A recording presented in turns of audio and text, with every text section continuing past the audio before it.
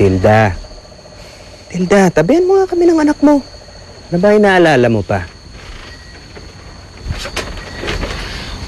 Hindi ka ba natatakot, Hilario? Natatakot saan? Kay Esmeralda? Wala na. Tuod na yun. Kahoy na eh. Posible naman sumugod pa dito yun. Matilda, mabubuhay lang uli si Esmeralda kung yung anak natin ay pupunta doon at babawiin yung sumpa sa kanya. Nakita mo naman sanggol pa ito. Bago makarating pa yun doon, pinutol na ng illegal loggers yun si Esmeralda. Hindi mo may alis sa akin ang hindi mag-alala. Bakit?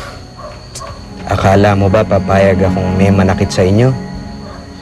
Nawala lang ang inay. Ang laki na ng itinapang mo. Alam mo, hindi mo na itatanong. Bago mawala si inay, nasabi niya sa akin na, sa totoo lang, bilib na bilib siya sa akin. Tsaka, ang gwapo ko pa raw.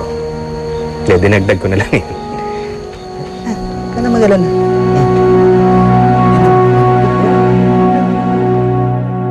Ang apo ni Tandang Alicia ang naging susi sa aking pagbabalik at sa kanyang pagkabuhay, nabawasan ang bisa ng sumpa. Oh, tama yung nakasulat dito sa itim na bato. Kung may mabubuhay na kadugo ng taong humiling, tsaka mababali ang sumpa.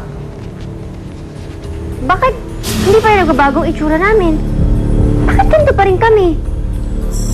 Baka kasi dahil baby pa siya, kaya hindi pa tumatalab yung bisa. Oo, baka naman kailangan dala-dala kasama yung itim na bato. Pero paano yun? Naabo na yun. Ayoko nang problemahin ng wala na. Magagawan ko na yan ng paraan. Ang kailangan ko ngayon ay makuha ang sanggol.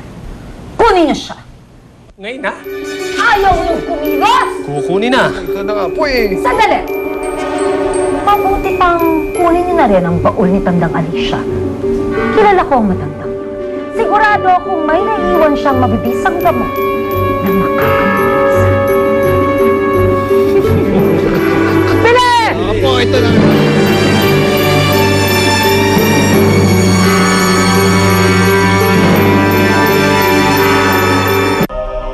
Pinagbawalan